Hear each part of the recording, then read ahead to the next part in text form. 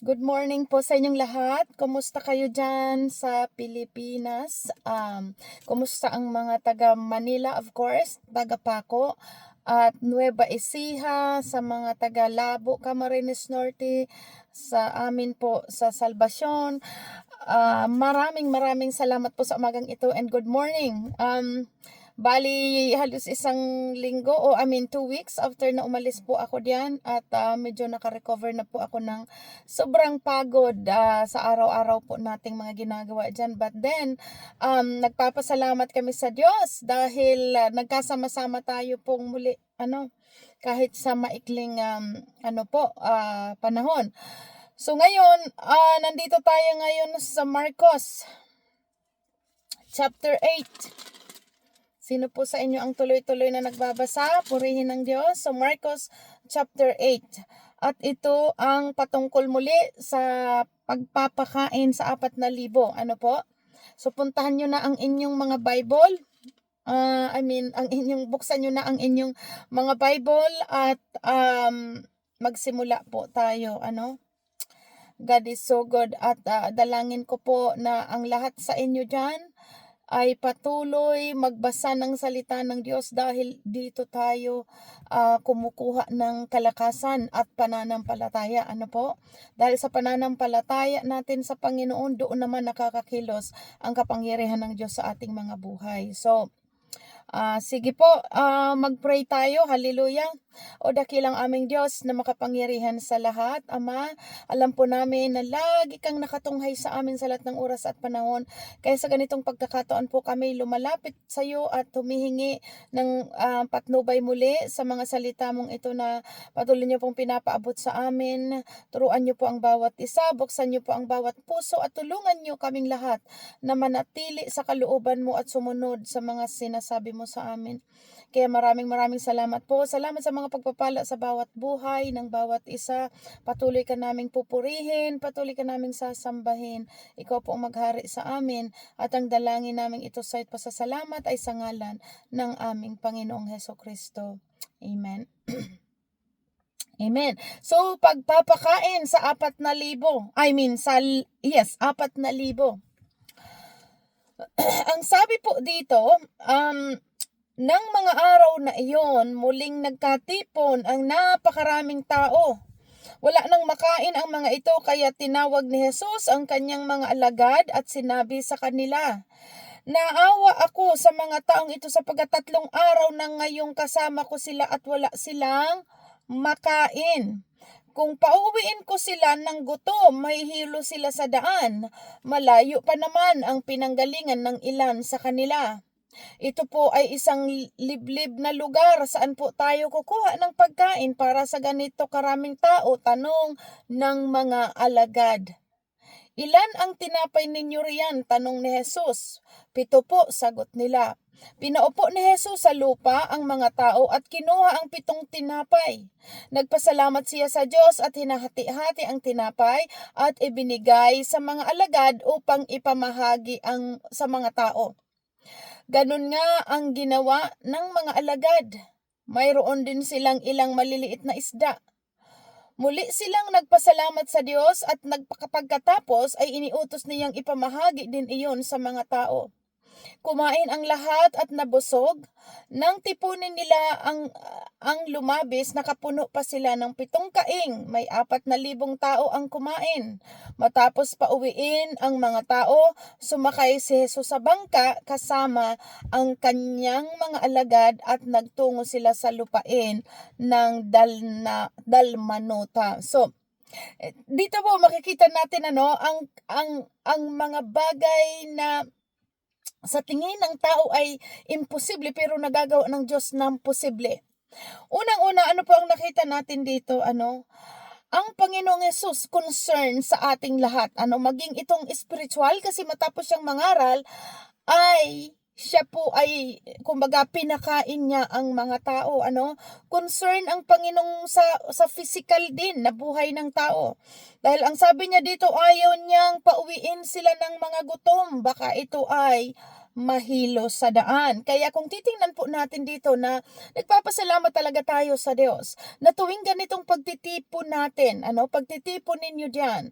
Every time, every week, walang patid dyan po, every Sunday na tuwing nagkakatipon ang lahat, bago kayo umuwi ay kumakain muna. So iyan po, nagpapasalamat tayo sa Diyos na sinusupply ng Panginoon po ang bawat gawain at every Sunday, kumakain muna ang lahat bago umuwi. Pinapakain ang physical, pinapakain ang spiritual. Amen.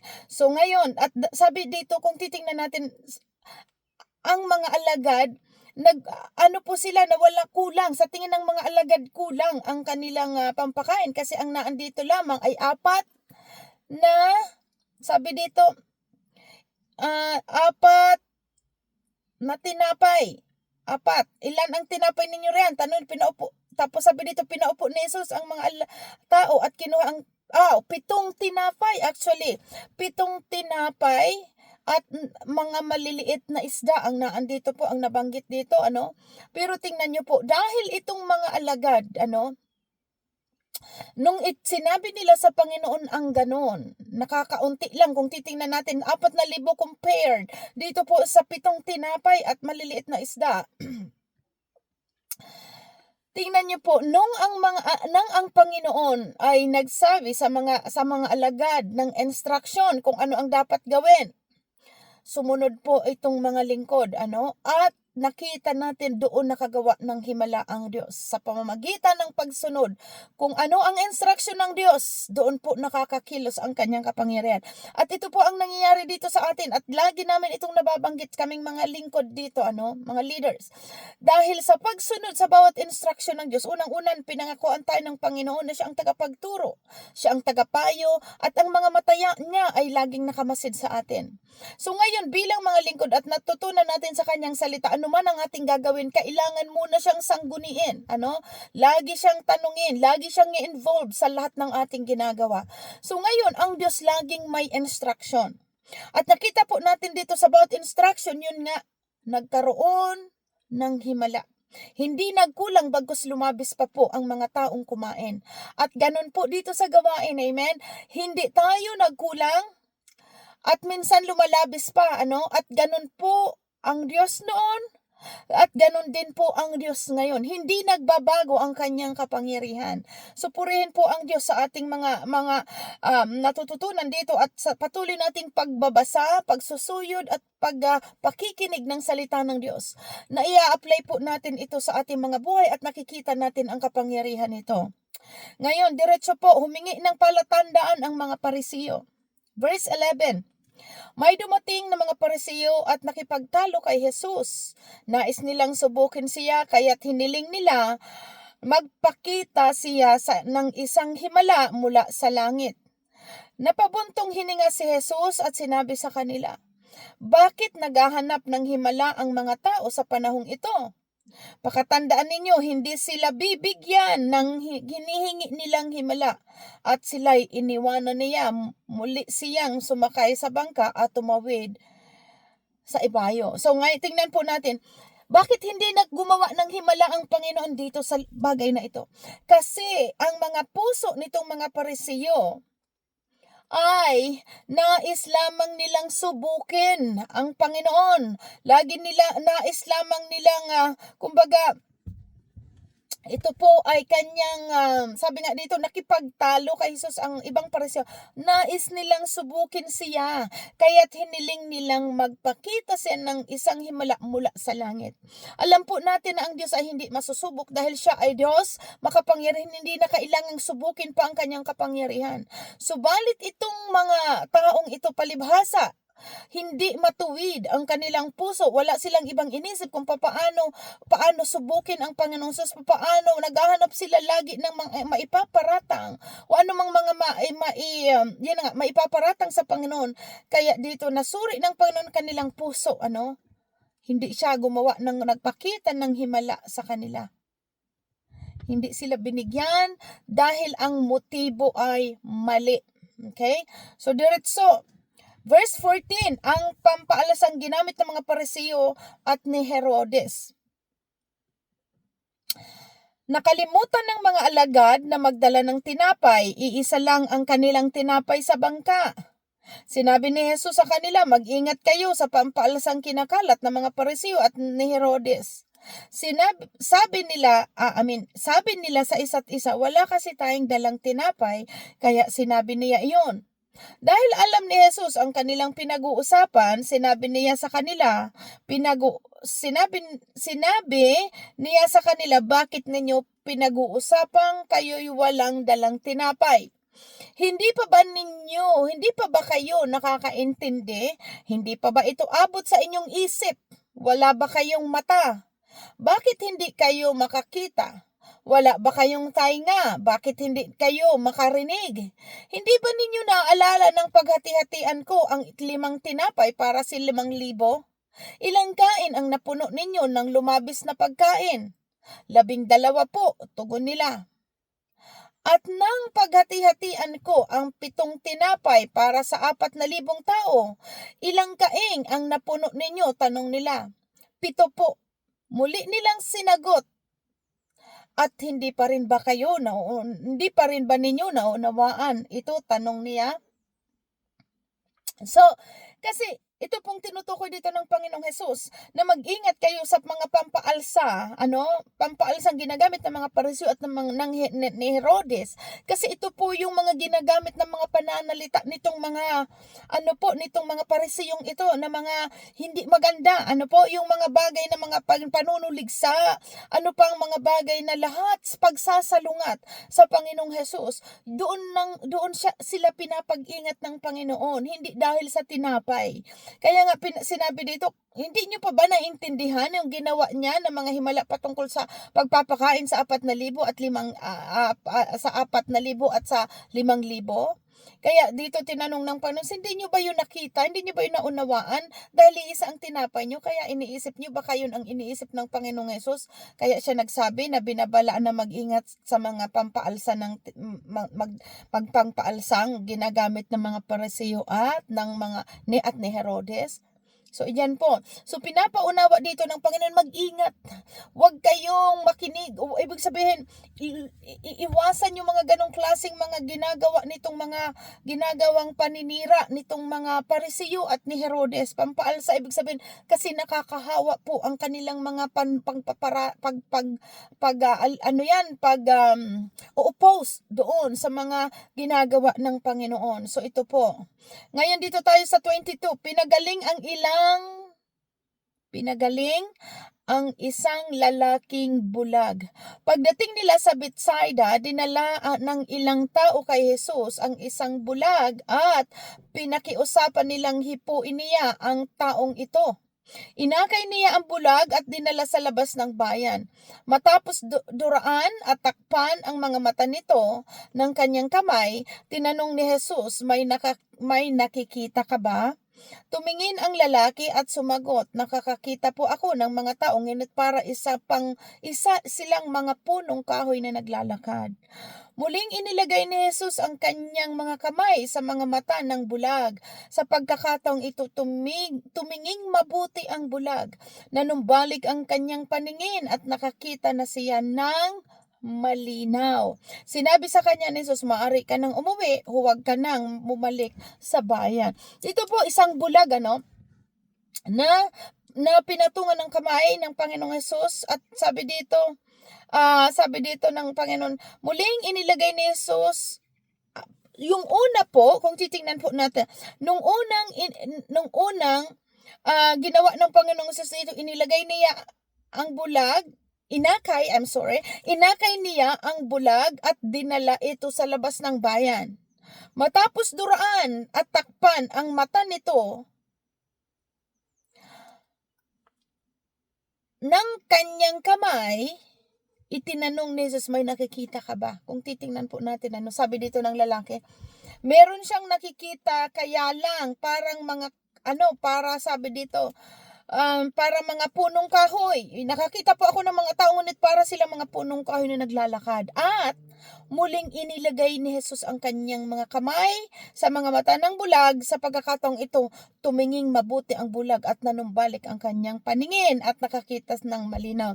So, dito po sa part na ito, pwede na, maihalimbawa po natin ito sa ating buhay, na talagang kailangan sa atin ay tuminging mabuti. Ibig sabihin talagang seryosuhin po natin ang patungkol sa ginagawa ng Panginoon sa ating buhay. Kasi una pa lang dito, yung unang tingin ng bulag parang blurred, Parang blurred yung kanyang paningin ng parang sabi niya parang mga tao na at parang nakakakita siya ng mga tao pero parang ito yung mga punong kahoy na naglalakad. So kaya inulit ng Panginoong Jesus at doon tinanong niyang muli ang tao dito sa sitwasyon yung second time na ginawa ito ng Panginoong Jesus. Anong ginawa ng tao? Tuminging mabuti ang bulag. At doon nanumbalik ang kanyang paningin, At nakakita siya ng malinaw. Kailangan focus tayo kung ano ang sinabi ng Panginoon. Talagang parang bulag, tuminging mabuti. Tingnan mabuti ang ginagawa ng Diyos sa ating buhay. At doon natin maiintindihan ng malinaw, makikita ng malinaw sa ating buhay ang kaparaanan ng Diyos. Ayan. Next, 27, verse 27, ang pahayag ni Pedro tungkol kay Jesus. Si Jesus at ang kanyang mga alagad ay nagpunta sa mga nayon ng Cesarea na sakop ng Filipos. Habang sila'y naglalakad, tinanong niya ang kanyang mga alagad, ano ang sinasabi ng mga tao tungkol sa akin? Sumagot sila, ang sabi po ng ilan, kayo daw po si Juan na tagapagbautismo. Sabi naman ng iba, si Elias daw kayo.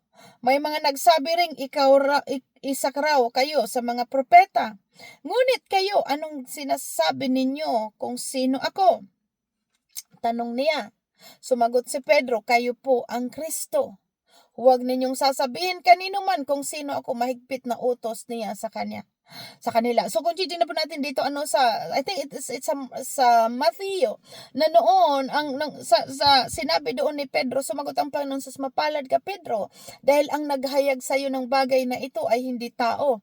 Mismong ang Diyos Ama ang naghayag sa iyo na ang Panginoon ay ang Kristo. Ayan. So dito po at binilinan ng Panginoong Jesus ang mga alagad, huwag ninyong sasabihin kanino man kung sino ako. Bakit po hindi mahigpit na pinagbilinan sila ng ganun? Kasi ang gusto ng Panginoon mismong ang tao ang totoong maghayag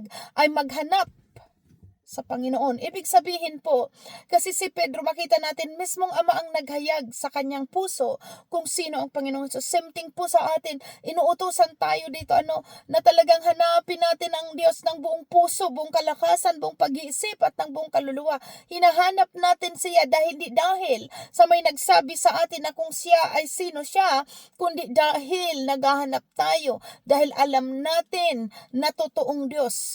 Totoong Diyos ang Panginoon. Kaya nandito yung pagsusuri natin, na andito po yung patuloy nating paghanap, patuloy na pagpapalalim sa salita ng Diyos, dahil alam natin na ang Diyos ay ang Panginoong Jesus. Siya ang Kristo, at maging dito sa pamamagitan ng kanyang salita, dito niya tayo kinakausap. Kaya mahigpit niyang dito yung mga tao na hayaan mo silang, para bang inaano po dito na huwag mong sasabihin sa kanila na ako ang Kristo, upang masuri ng Panginoon kung sino talaga ang taos-pusong naghahanap sa Kanya. Hindi dahil sa may nagsabi sa kanila, kundi dahil naghahanap silang matuklasan o mahanap, makita ang Panginoon, ang totoong Kristo. At ito nga po, katulad na nangyari kay Pedro, inihayag ito ng Diyos sa kanya. Unang pagpapahayag tungkol sa kamatayan at muling pagkabuhay ni Jesus. Verse 31. Mula noon, itinuro ni Jesus sa mga alagad ang mga mangyayari sa kanya. Sinabi niya, ang anak ng tao ay kailangang magdanas ng matinding hirap. Siya ay itatakwil ng mga pinuno ng bayan, ng mga punong pari at ng mga tagapagturo ng kautusan. Siya ay ipapapatay, ngunit muling mabubuhay sa ikatlong araw. Malinaw na sinabi niya ito sa kanila, at dahil dito dinala siya ni Pedro sa isang tabi at pinagsabihan. Ano? Ngunit tumalikod si Jesus, tumingin sa mga alagad at sinabi kay Pedro, "Umalis ka sa harap ko, Satanas. Ang iniisip mo ay hindi galing sa Diyos, kundi sa tao." Kung titingnan po natin, tingnan niyo po. Kasi alam natin kung anong sinabi dito ni Pedro. Panginoon, kung maaari po sana, wag nang mangyari ito sa inyo. Kasi pinaunawa ng Panginoong Jesus. Malinaw. Tingnan niyo po sa verse 22. Malinaw na sinabi niya ito sa kanila. Ibig sabihin, yung mamamatay siyang muli, itatakwil siya ng mga pinunong bayan, pahihirapan siya, at ipapapatay, subalit sa ikatlong araw siya ay mabubuhay na muli. So malinaw ito. Kaso nga itong si Pedro, hindi ito nag-focus. Kaya tingnan niyo po, dinala niya ang Panginoong Jesus sa labas at pinagsabihan. Ang sinabi po dito ni Pedro kahit sa Panginoong Jesus, nawa mangyari sa inyo ang bagay na yan. Pero tingnan mo, kaya alam natin na naggamit lamang si Pedro, pero ang nagsalita doon ay si Satanas. Kaya kung makikita po natin dito, inirebuke ng Panginoon si Satanas. Sabi diyan, umalis ka sa harap ko, Satanas. Ang iniisip mo hindi galing sa Diyos, kundi sa tao. Kasi alam ni Satanas na kapag ang Panginoong Jesus namatay, siya po ang kabayaran ng kasalanan ng tao, at pag muli siyang nabuhay, lahat din ng mga namatay ay mabubuhay muli, at kasama ang Panginoong Jesus, kasama ang Ama sa langit sa kanyang kaluwalhatian. Kaya dito kinukontra po ito ni Satanas. Kaya alam ng Panginoong Jesus ano po ang iniisip na ang nagsalita sa pamamagitan ni Pedro ay si Satanas. Kaya nirebuke po ito ng Panginoong Jesus. Pinakita sa atin dito, kung titingnan natin, malinaw na sinabi niya ito sa kanila, yung patungkol sa kanyang kamatayan. Malinaw na sinabi sa mga alagad. Pero si Pedro, dahil hindi siya nakafocus, tingnan niyo po, ayan, nakapagsabi siya ng ganito sa pamagitan ng kaaway. Nakapagsabi siya na naway mangyari sa inyo ang bagay na iyan. Kaya nirebuke ng Panginoong Jesus si Satanas. Na ang sabi dito, umalis ka sa harap ko, Satanas. Ang iniisip mo ay hindi galing sa Diyos, kundi sa tao. 34, verse 34. Pinalapit ni Jesus ang mga tao at ang kanyang mga alagad at sinabi sa kanila, ang sino mang nagnanais sumunod sa akin ay dapat itakwil ang kanyang sarili, pasanin ang kanyang krus at sumunod sa akin. Tingnan niyo po, sino ang gustong sumunod sa Panginoon? Lahat, di ba? Kaya nga tayo na andyan lahat, nandyan kayo. Pero, ang sabi po dito, ang sino mang nagnanais sumunod sa akin, sa Panginoong Hesus, ay dapat itakwil ang kanyang sarili. Anong ibig sabihin po nitong itakwil? Kung tayo o ikaw ay nais mong sumunod sa Diyos, tayong lahat, kailangang itakwil ang sarili, meaning, kailangan mong kalimutan kung ano ang mga gusto mo. Ano yung mga gusto mo? Hindi dapat ang gusto mo ang masunod, kundi kung ano ang gusto ng Panginoon ay ang dapat nating sundin. Kung nagdi-desire ka na sumunod sa kalooban ng Diyos, itakwil mo ang iyong sarili. Huwag yung mga gusto mo ang ipilit. Kundi kung ano ang sinasabi sa atin ng Diyos sa pamamagitan ng kanyang salita, yun ang dapat nating sundin. Kasi po ang buhay nating ito, ang ating sarili, makalaman. Ibig sabihin, nandito tayo sa mundo bilang tao, na andito tayo sa masalimuot, samot-saring mga pagsubok o samot-saring mga temptation ang naandito, at marami ang taong gusto lahat ng gawain ng sanlibutan. Pero ang Panginoon, inuutosan tayo kung gusto nating sumunod sa Kanya, kailangan nating itakwil ang ating sarili. Hindi yung gusto mo ang dapat gagawin. Hindi yung mga ninanais mo ang dapat mong masunod, kundi kung ano ang kalooban ng Panginoon ang siya nating sundin. Kaya nga, itatakwil, kalilimutan mo, hindi na yung mga nais mo tulad ng dati ang dapat masunod, kundi kung ano ang gusto ng Panginoon. At kung titingnan po natin dito sa mga gusto ng Panginoon, kung ano ang dapat nating sundin, ikakabuti po natin. Lahat ng inuutos sa atin ng Diyos sa kanyang salita, lahat ito ay ikakabuti natin. At ang gusto naman ng tao lagi ay kadalasan, ito ay ang nakakasama. sa tao dahil yung mga gawain ng mga sanlibutan ay nagdudulot ng distraksyon sa buhay ng tao. Kaya sa pamamagitan nito sinasabi ng Panginoon, ang sino mang nagnanais sumunod sa akin ay dapat itakwil ang kanyang sarili dahil hindi tayo makakasunod sa Diyos kung napaprioritize natin ang ating mga gusto. Kailangan ang gusto ng Panginoon ang dapat masunod. At sabi dito, pasanin ang kanyang krus at sumunod sa akin. Pasanin ang krus. Kung titingnan po natin nung pinapasan ng Panginoon ang krus, nandoon na po yung nauuhaw siya, no? Nauuhaw, habang nauuhaw siya, anong ginagawa sa kanya? Pinapahirapan, Naandaan yung paghihirap papunta doon sa paakyat doon sa Golgota kung titingnan po natin. Kaya nga sabi dito, kung ang sino mang gustong sumunod sa akin, kailang itakwil ang sarili, kalimutan ang sarili, pasanin ang kanyang krus. Ibig sabihin, anumang mga paghihirap ay dapat nating tiisin. Dahil ito sa pagsunod. Pagsunod po natin sa Panginoon. At pinakita po dito, tingnan niyo po kasi ang Panginoong Hesus, siya po ang nagiging example. Una, ang nagtuturo sa atin kung paano ang sumunod sa Ama bilang mga anak ng Diyos. Kaya nga siya nagkatawang tao, para ipakita sa atin, i-demonstrate sa atin dahil siya ang actual na salita ng Diyos. Siya po ay itinuturo niya ito kung paano ang pagsunod sa Ama bilang anak ng Diyos. Ngayon, kung titingnan po natin ang Panginoong Hesus, lagi siyang nananalangin, lagi siyang nakikipag-communicate sa Ama. Dahil sa laging ganito ang dapat gawin dahil kung titingnan po natin talagang sa ating buhay hindi natin kakayahin ang mga bagay dito sa sanlibutan kung hindi sa kalakasan ng Diyos.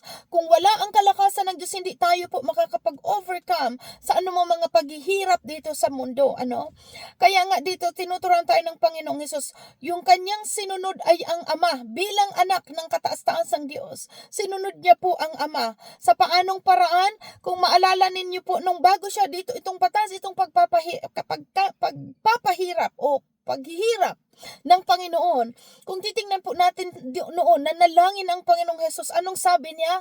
Ama ko, kung maaari lamang ay hindi ko nadanasin ang paghihirap kong ito. Kita niyo po, yung time na nananalangin ng Panginoong Hesus na banggit sa salita ng Diyos, na halos ang luha ng Panginoong Hesus ay pumatak sa lupa na parang dugo dahil yung ini-imagine niyang dadanasin niyang paghihirap para siya maipapako sa krus. Nanalangin ng Panginoong Hesus, Ama ko, kung maaari lamang ay hindi ko nadanasin ang mga bagay na ito, subalit hindi ang kalooban ko ang masunod, kundi ang kalooban mo. So pinapakita po sa atin dito bilang mga anak ng Diyos, kung gusto nating sumunod sa Diyos Ama, kailangan ang sundin natin ay ang Ama, hindi yung mga gusto natin, katulad ng nabanggit ko kanina.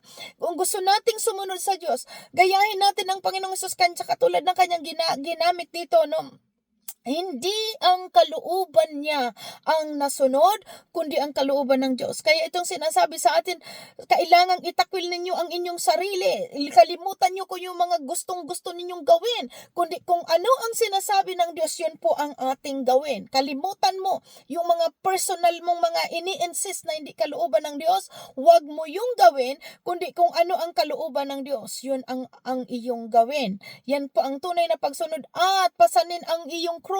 Ibig sabihin, yung mga paghihirap na yun, huwag kang magrereklamo. Sumunod ka sa Diyos. Amen? So, ayan. At verse 35, ang sino mang nagnanais na magligtas ng kanyang buhay ay siyang ang mawawala nito, ngunit ang mawawala ng kanyang buhay alang-alang sa magandang balita ay ang magkakamit nito. Ayan. Malinaw dahil tinuruan tayo dito maging doon pagdating sa pahayag, itinuro sa atin pagdating ng mga panahon ng paghihirap, manatili tayong tapat sa Diyos. At maging sa mga lingkod ng Diyos, sa mga alagad ng Diyos, dadating ang panahon na matindi pong persecution, may maaaring dumating at meron ng balita na maging ang pangangaral sa ibang lugar ay pinapatigil, pangangaral ng Biblia ay pinapatigil. Pero tinuruan tayo ng salita ng Diyos hanggang kamatayan, manatili tayong tapat. Kasi sinabi dito, sapagkat sabi dito, Ang sabi po dito, ang sino mang nagnanais na magligtas ng kanyang buhay ay siyang mawawala nito. Anong ibig sabihin? Kunyari, dumating yung panahon na hindi na bawal na ang magsimba. Kung magsimba kayo, ipapapatay kayo ng mga antichrist. Or katulad ng nabasa natin na Suwael. Kapag dumating ang time, halimbawa, na bawal mag-share ng word of God, ang turo po sa atin manatiling tapat. Kung kahit ito'y humantong sa pagkamatayan, manatili tayong tapat. Dahil malinaw po anong bilin ng Panginoon doon. Maraming ipapakulong sa inyo, maraming nakatakdang mamatay sa tabak, maraming paghihirap, pero ang bilin manatiling tapat tayong lahat dahil kahit patayin ang ating physical na katawan, malinaw po, huwag tayong matakot sa mga taong pumapatay ng physical na katawan. Ang katakutan natin yung pumapatay ng physical na katawan at may kapangyarihang pumatay ng espiritu. So malinaw po dito sa lupa walang forever, lahat dito mamamatay, malinaw dahil alam natin ang lahat ng ito'y maglalaho ang lahat ng dito sa lupa, maglalaho ang langit, subalit ang mananatili sa kanyang salita, subalit ang salita ng Diyos ay mananatili. So kaya malinaw po dito, kahit dumating ang panahon na magtaghirap o anumang mga bagay na tribulation sa darating na panahon, manatili tayong tapat. Huwag tayong gumawa ng sa ating kaparaanan. Halimbawa, kasi nabasa natin pagdating magkakaroon ng mga tagutom, magkakaroon ng mga paghihirap. Ngayon, kung hindi ka makabili, dahil nga marami nabasa natin dito, mayaman, mahirap, ay hindi makakabili. Kung dumating yung time na ng panahon na yun, na buhay pa tayo ng mga panahon na yun, na dumating ang Suwael na ito po, na magkokontrol ng lahat dito sa mundo, wag po nating i-deny si Christ. Na kahit sabihin pa, dahil magugutom ka, wala kang makabiling pagkain, kailangan maging miyembro ka, kailangan kang tataka ng 666, i-deny mo ba si Christ? Hindi po. Yun po ang ibig sabihin dito. Wag tayong matakot. Dahil sabi dito, ang sino mang nagnanais na magligtas ng kanyang buhay ay mawawalan nito. Subalit, sabi dito, siya ang mawawalan nito, ngunit ang mawalan ng kanyang buhay alang-alang sa magandang balita ay magkakamit nito. Ibig sabihin, katulad nitong mga sabi ko nga po, yung mga taong akala nila natakot, kaya nag-compromise. So yun po yung sinasabi ditong iniligtas niya ang sarili niyang buhay, pero siya ang mawawalan nito. Ibig sabihin, siya ang mawawalan ng kaligtasan dahil sa kanyang pag-deny kay Christ. Pero itong mga taong ito, dahil kumbaga mga ipinapatay, dahil sa tapang nila sa pag-share ng salita ng Diyos, sila po ang magkakaroon ng buhay. Katulad ng mga missionaries na mga pinapatay sa ibang bansa sa kanilang tapang, wala silang kinakatakutan dahil naiintindihan nila na ang buhay dito sa lupa ay temporary, pero ang pangako ng Diyos na buhay na walang hanggan ay kinakamit ng mga taong sumusunod at nananatiling tapat. Kaya yun sabi po dito, ang mga ngunit ang mawawalan ang buhay Ngunit ang mawawalan ng kanyang buhay alang-alang sa akin at sa magandang balita ay magkakamit nito. Pinatay, halimbawa, dahil sa paninindigan niya sa salita ng Diyos, paninindigan niya sa Panginoong Hesus, siya ay ipinapatay. Pinatay ang physical, pero nagkaroon siya ng buhay na walang hanggan. Yung kanyang espiritu ay naligtas. So yan po ang babala dito, kasi marami binabalaan na tayo na darating ang panahon dahil sa kakulangan ng pananampalataya, dahil sa kulang ang pundasyon ng salita ng Diyos, sa panahon na magkakaroon ng taghirap at magiging masama ang sanlibutan, marami po ang manlalamig sa pananampalataya at tatalikod. So salamat po sa Diyos, tatalikod ang mga yon sa kanilang mga natututunan. Kaya tinuturuan po tayo ng salita ng Diyos. Salamat sa kanyang salita na tinuturuan tayong manatili sa kanyang salita, dahil sa panahon na yun, alam natin na apart from the word of God, hindi kakayahin ng tao ang matinding paghihirap. Kaya nga sabi dito, manatili tayo sa salita, dahil kapag tayo nananatili sa Diyos, mapagtatagumpayan natin ang lahat ng bagay, hindi sa pamamagitan ng ating lakas, kundi sa pamamagitan ng lakas ng Espiritu ng Diyos na nagpapalakas sa atin. Hindi kakayahin ng tao po pagdating niya sa sariling kalakasan. Pagdating ng panahon na yon, ng mga paghihirap, hindi kakayahin ng tao sa sarili niyang lakas sa mapagtagumpayan. Kaya nabanggit doon marami ang tatalikod sa kanilang pananampalataya. Marami ang magkukompromise, manlalamig. Kaya manlalamig sa kanilang pananampalataya. Kaya nga tinuturuan tayo manatili. At ito po ang lagi nating sinasabi dito sa gawain, manatili kayo sa Word of God dahil doon panahon na yun, ang Holy Spirit sa panahon po ng mga paghihirap, mga problema o anumang mga distraction, nakikita natin kahit ngayon, may mga pagsubok, pero dahil sa salita ng Diyos, na-overcome natin, nagkakaroon tayo ng kalakasan, ito'y dulot ng kanyang mga salita na ating pinanampalatayanan. Kaya dito, lagi nating pinapaunawa, lahat tayo ay dapat manatili sa salita ng Diyos dahil ito po ang nagtuturo sa atin. Dito sa pamagitan ng salitang ito, nagkakaroon tayo ng pananampalataya.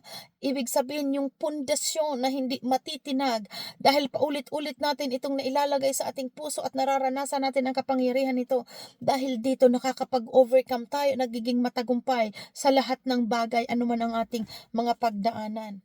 Kaya dyan sa verse 36, tinuturo sa huwag kayong magko-compromise. Walang sino man mag-compromise. Kahit anong mangyari, manatili tayong tapat sa salita ng Diyos hanggang wakas.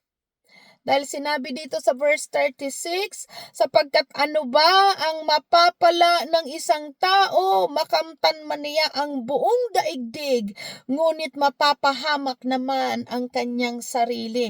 Ito po yun, imagine niyo po ang ginamit na dito, makamtan mo man ang whole mundo, whole universe, buong daigdig. Imagine niyo po itong ginamit ditong example. Okay, nakuha mo ang buong mundo, sa'yo na ang lahat ng dyan na nasa mundo.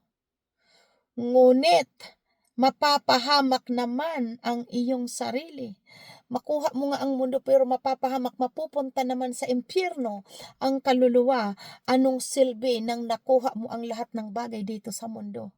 Kaya ito pinapaunawa po sa atin, magkaroon tayo ng katalinuhan. Katulad ng sinabi sa Kawikaan, maging matalino kayo, magkaroon kayo ng karunungan. Piliin nyo ang mas mabuti, higit na mas mabuti. Kisa sa mga temporaring ito po sa mundo, piliin natin ang mas higit, yung eternal, na makapasok tayo sa buhay na walang hanggan.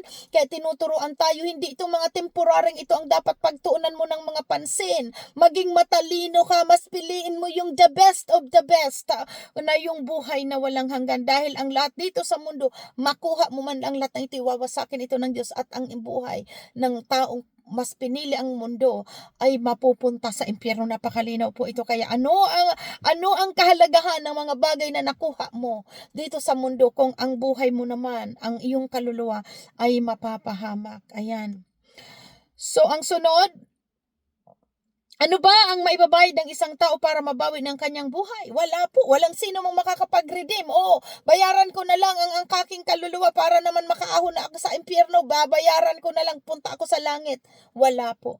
Dahil isa lang ang ultimate na nagbayad sa atin at once and for all. Isa lamang po, isang beses lamang ang kamatayan lamang ng Panginoong Jesus.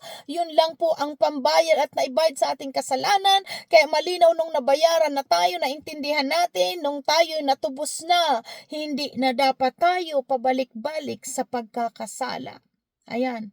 Verse 38, kapag ikinaya ninyo ako at ang aking mga salita sa harap ng mga taksil na makasalanang mga tao sa panahong ito, ikakahiya rin kayo ng anak ng tao pagparito niya na taglay ang dakilang kapangyarihan ng kanyang ama at kasama ang mga banal na anghel. So ito po tinuturo sa atin na wag nating ikahiya ang pangangaral ng salita ng Diyos sa gitna ng mga taga-sanlibutan, kasi tinukoy po dito, wag nating ikahiya ang pangangaral sa gitna sa harap ng mga taksil na makasalanang tao. sa panahong ito. So, ibig sabihin, saan man tayo mapunta, wag nating ikahiya ang salita ng Diyos. Ibalita, i-share natin, i-testify ang bagay na ito. Dahil sabi dito, kapag ikinahiya natin ang kanyang magandang balita, tayo man din ay ikakahiya sa panahon ng kapag babalik ng Panginoong Hesus. Kaya purihin po ang Diyos sa kanyang mga salita. Ito, lagi kayong mag-share ng Word of God. Lagi tayong mag-share at patuloy natin sundin. Napakadami pong aral na napulot natin dito ngayong araw na ito sa pamamagitan po ng itinuro sa chapter 8 ng Marcos. So dyan po ako magtatapos. God bless everyone hanggang sa susunod na linggong muli. At lagi uli, bago ako ngayon magsara ng aking video, uulitin kong muli, manatili po kayo sa salita ng Diyos. Chapter 9, continuous kayo everyday. At sa mga gustong sumasali, mayroon ngang group, lagi namin itong nababanggit. Mayroong available na grupong pang umaga, 7 o'clock, at mayroong available ng panggabi. Kung saan po kayo dyan available, napakaganda na naririnig o lagi natin pong nalalagay sa ating isipan ang salita ng Diyos. Amen? So, God bless. Purihin ka, Ama, sama Amang Banal. Thank you so much po, Lord God. Thank you, Holy Spirit, sa pagpapaunawa mo po sa aming muli, sa mga kapangyarihan mong ito, at sa lahat ng karunungan ipinagkalob mo po sa amin. Pinupuri ka namin, dakilang Ama sa langit, pinasasalamatan sa katapatan niyo po sa aming buhay. Ikaw ang maghari sa aming lahat, sa aming pamilya, sa aming sambahayan, sa gawaing ito. Ikaw ang maitaas, sa iyo ang parangal at pagsamba namin sa ngalan ng Panginoong Hesukristo. Amen. Amen. So God bless. God bless po. I miss you all actually. Kaalis ko lang dyan, but ganun pa man. Loobin ng Panginoon na magkita-kita tayong muli soon. Amen. God bless. Bye-bye.